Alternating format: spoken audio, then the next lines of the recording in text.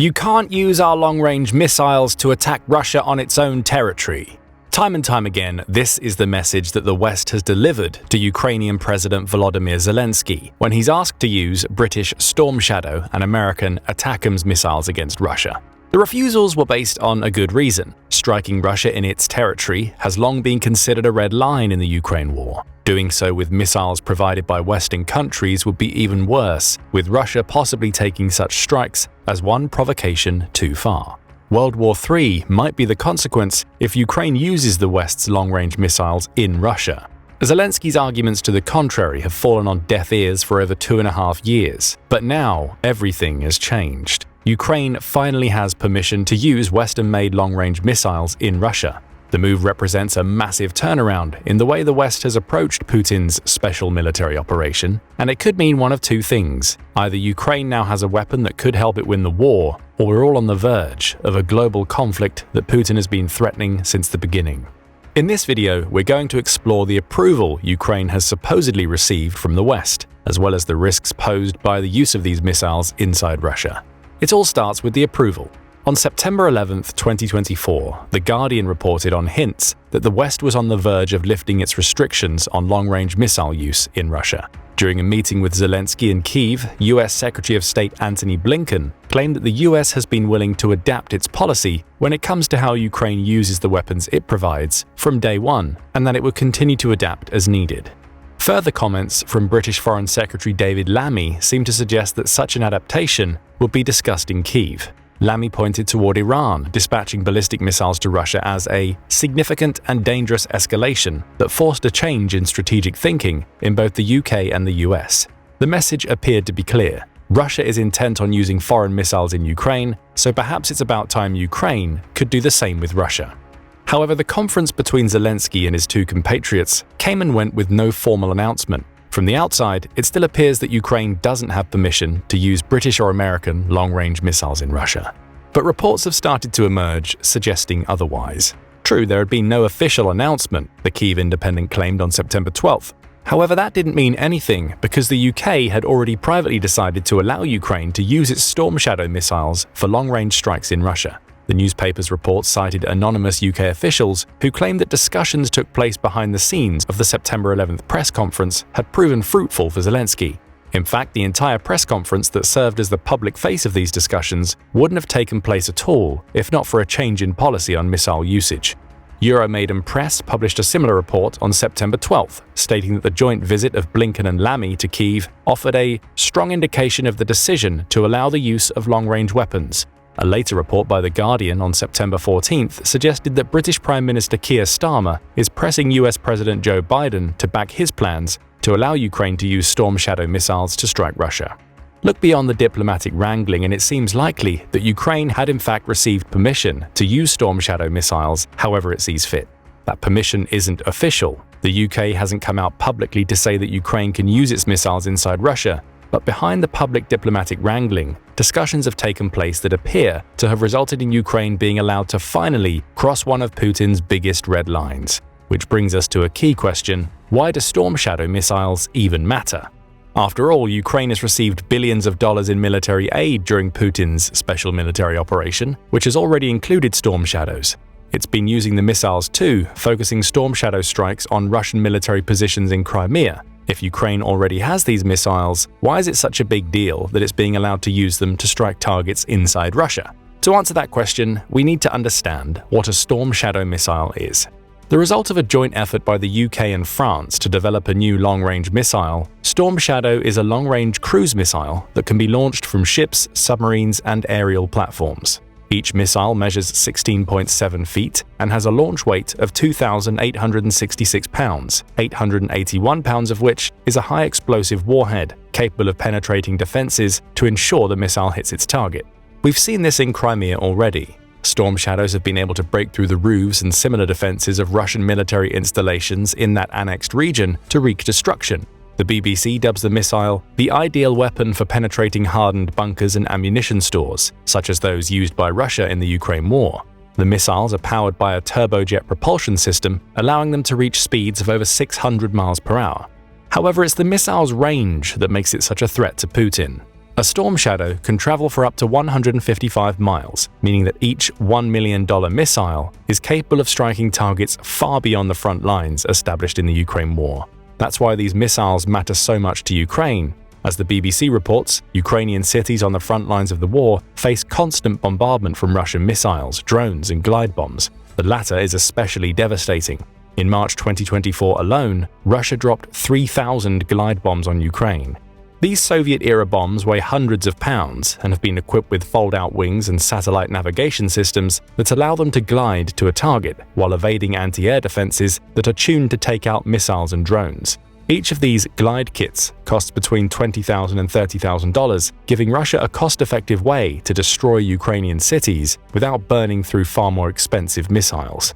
The key to these glide bombs is that Russia can launch them from behind the front lines. Its planes don't need to cross over into Ukraine, meaning Ukraine is helpless to stop them while operating under the long-range missile restrictions that have been placed on it for most of the war. The BBC even notes several claims that Russia's military air bases were better protected than the average Ukrainian citizen because of these restrictions being in place. With permission to use Storm Shadows, Ukraine can finally hit back against these air bases and quell the flow of glide bombs into the country.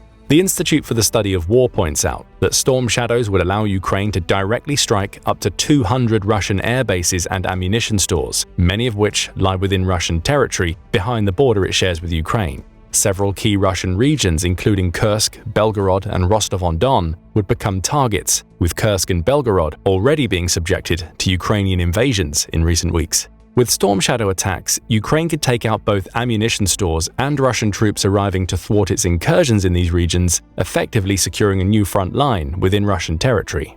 So we have two reasons why the UK granting permission to use Storm Shadows inside Russia is so important. With these missiles, Ukraine can take out glide bomb stores and the air bases being used to launch these devastating weapons, providing much-needed relief from aerial attacks for its cities on the front lines. Secondly, Storm Shadows could serve as key support weapons for the Ukrainian troops invading Kursk and Belgorod.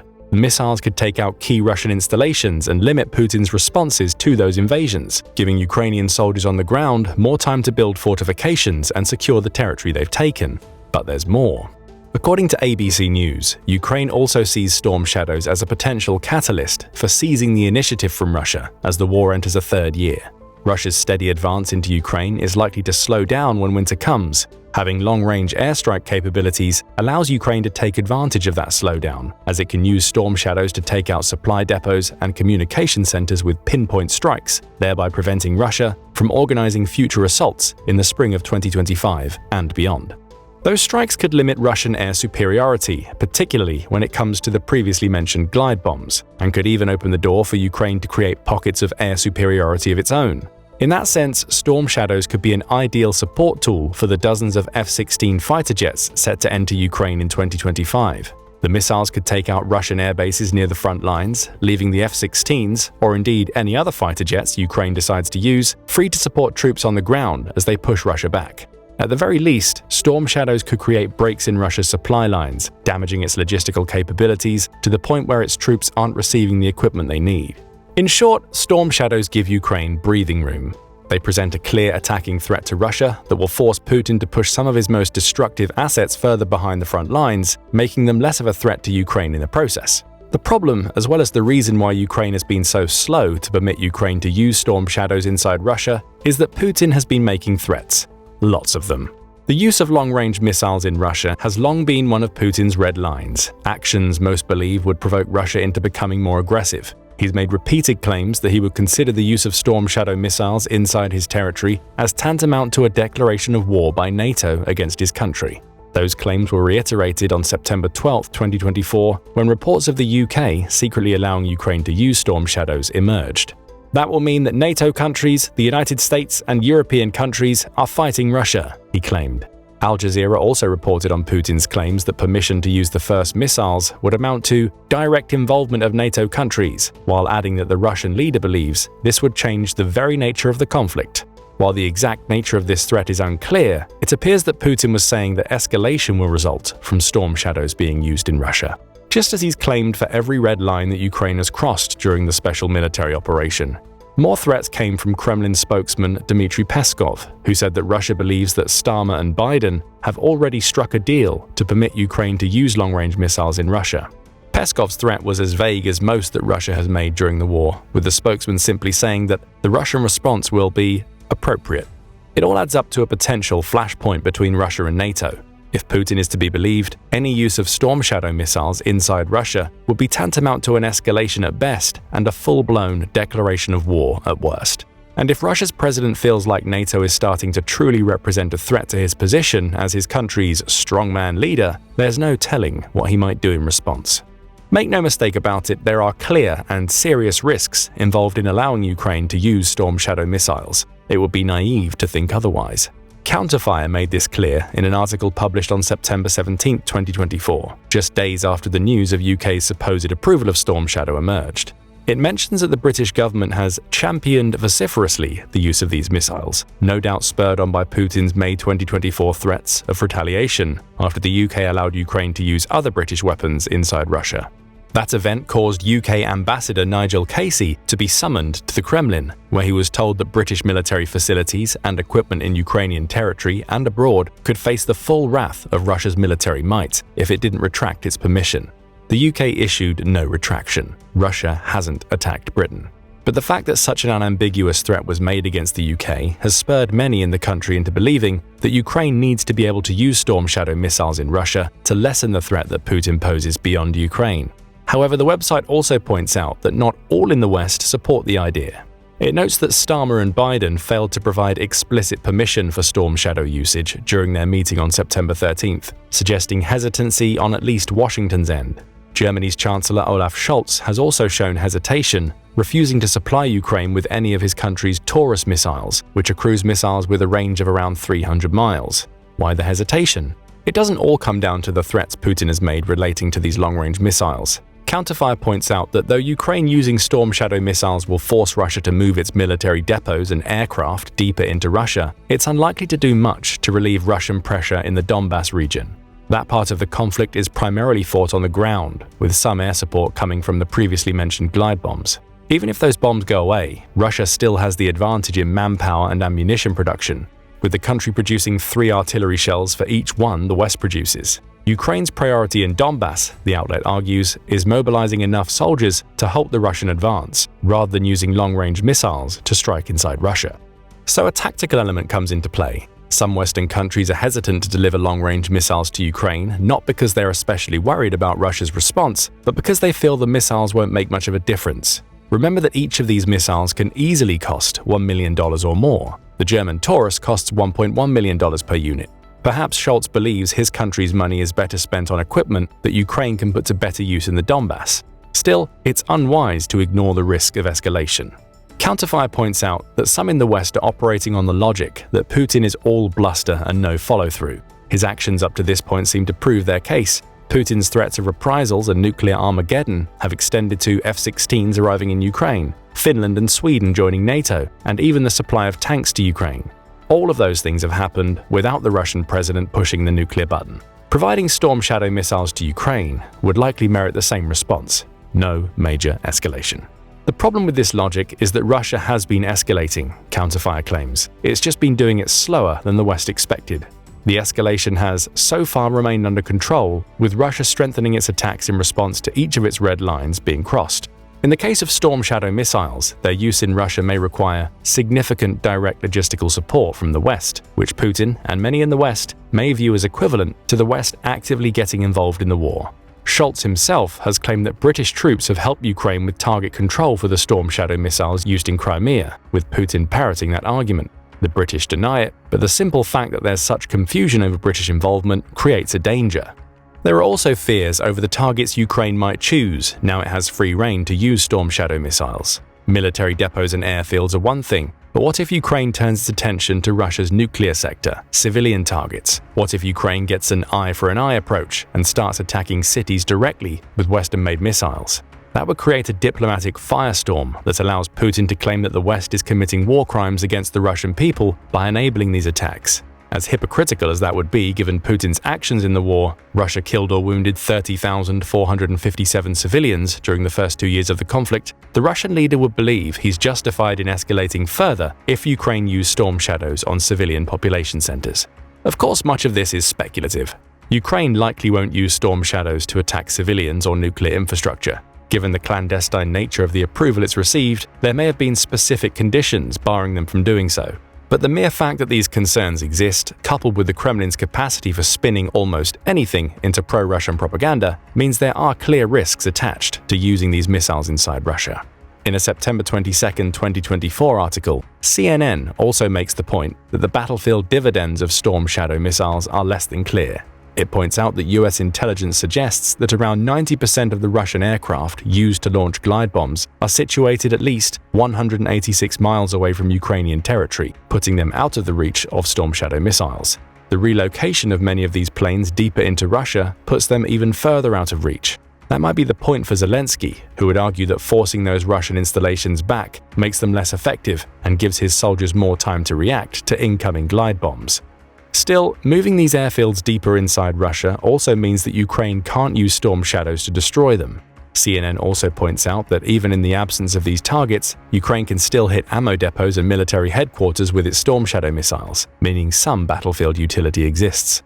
George Barros of the Institute for the Study of War also notes that the mere threat of permission being granted means Russian aircraft are being pushed further away from the border. The natural consequence is that those aircraft will run fewer bombing missions, while giving Ukraine extra detection and reaction time to deal with incoming bombs and missiles, just as Zelensky wants. Others argue that Ukraine could use Storm Shadows to take out Russian air defense systems. Matthew Saville, who serves as the Director of Military Sciences at the Royal United Services Institute, says, "If you punch a hole through, actually Ukrainian long-range drones have got better options to penetrate deeper into Russia." This approach would see Storm Shadow missiles play more of a supporting role for Ukraine. They take out the anti-air defenses, clearing the path for the mass drone attacks that have proven so successful for Ukraine so far. More drones means more ground cleared, opening the door for ground troops to establish control in key areas. There's also another possibility. Ukraine being able to use Storm Shadows in Russia could give it leverage in future negotiations. Counterfire makes that point while noting that there's steadily growing support for negotiations within Ukraine following Ukraine's failed counteroffensive of 2023.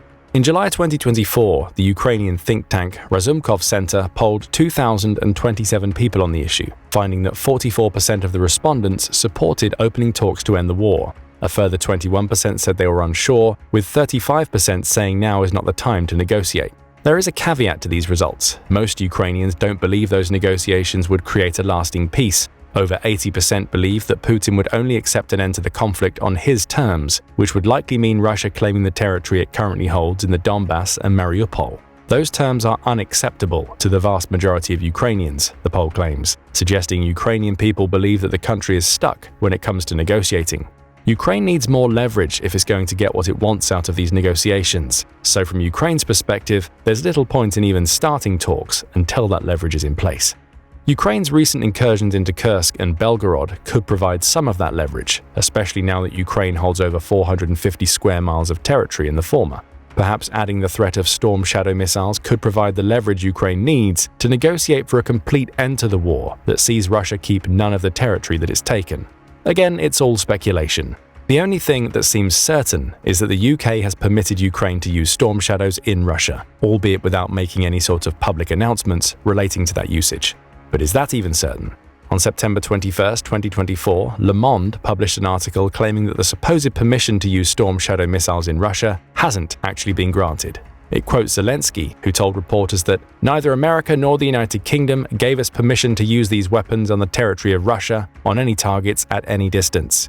He adds that he believes that both are worried about an escalation in the wake of Putin's renewed threats that a war with NATO will result from the use of Storm Shadow.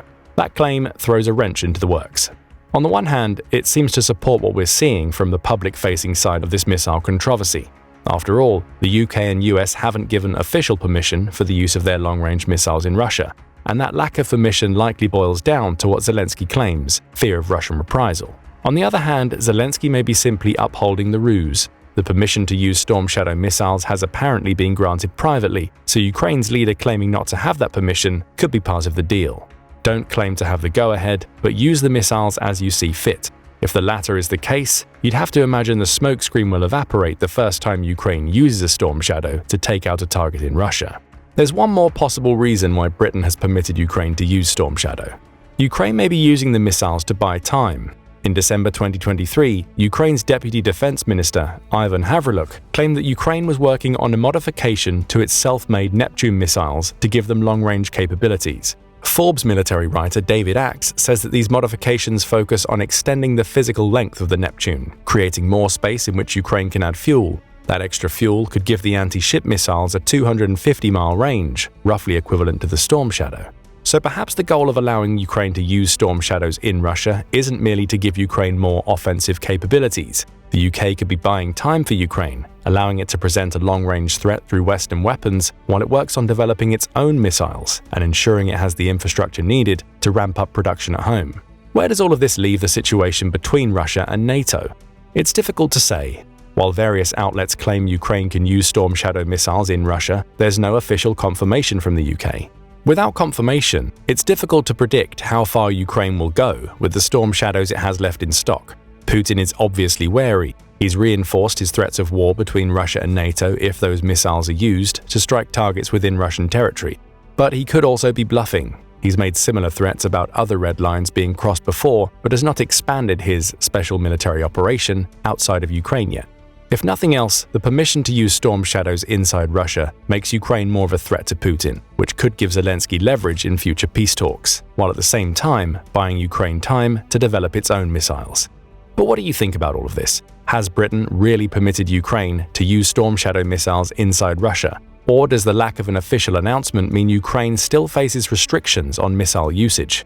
How do you think Putin will react if a Storm Shadow is used to destroy a target in Russia? Share your thoughts in the comments, and thank you as always for watching the video. Now go and check out why the UK has no choice but to go to war with Russia, or click this other video instead.